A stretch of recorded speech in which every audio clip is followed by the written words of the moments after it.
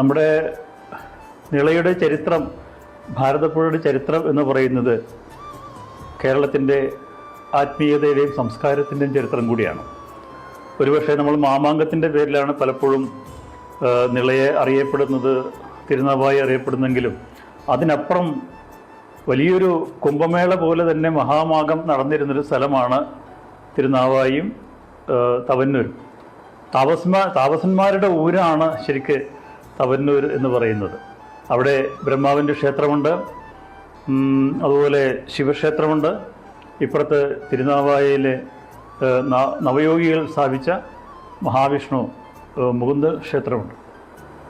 തീർത്തും ഇതൊരു ട്രയാങ്കിൾ രൂപത്തിലാണ് ഉള്ളത്. അതിൻ്റെ ഒരു മധ്യസ്ഥാനത്താണ്, ബിന്ദുസ്ഥാനത്താണ് പരാശക്തിയായ ദേവിയുടെ സാന്നിധ്യം കൂടിയുള്ളതെന്നാണ് പറയപ്പെടുന്നത്. അപ്പോൾ ഈ മാഘമാസത്തിൽ എപ്പോഴും സപ്തതീർത്ഥങ്ങളുടെയും സാന്നിധ്യം ഉണ്ടായിരുന്നു. പക്ഷെ നമ്മൾ എത്രയോ കാലമായിട്ട് അത് വിസ്മൃതിയിലായിരുന്നു.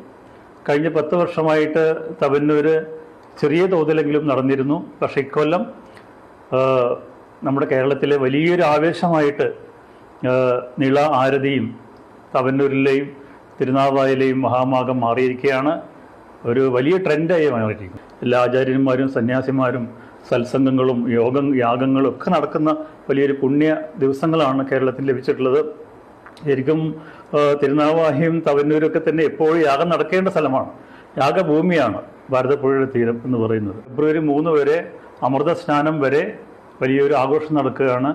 ഏവരെയും തിരുനാവായിലേക്കും തവന്നൂരിലേക്കും ഈ ഈശ്വര അനുഗ്രഹത്തിനായിട്ടും സപ്തതീർത്ഥങ്ങളുടെയും സാന്നിധ്യമുള്ള തിരുനാവായ മഹാമാഗത്തിലേക്ക് ക്ഷണിക്കുകയാണ്. എല്ലാവർക്കും എല്ലാ അനുഗ്രഹങ്ങളും, എല്ലാ ദേവതാ അനുഗ്രഹങ്ങളും ഉണ്ടാകട്ടെ, അമ്മയുടെ അനുഗ്രഹം ഉണ്ടാകട്ടെ, എല്ലാവിധ ദേശദേവന്മാരുടെയും അനുഗ്രഹം ഉണ്ടാകട്ടെ എന്ന് പ്രാർത്ഥിക്കുന്നു. എല്ലാവരെയും സ്വാഗതം ചെയ്തുകൊണ്ട് നന്ദി, നമസ്കാരം.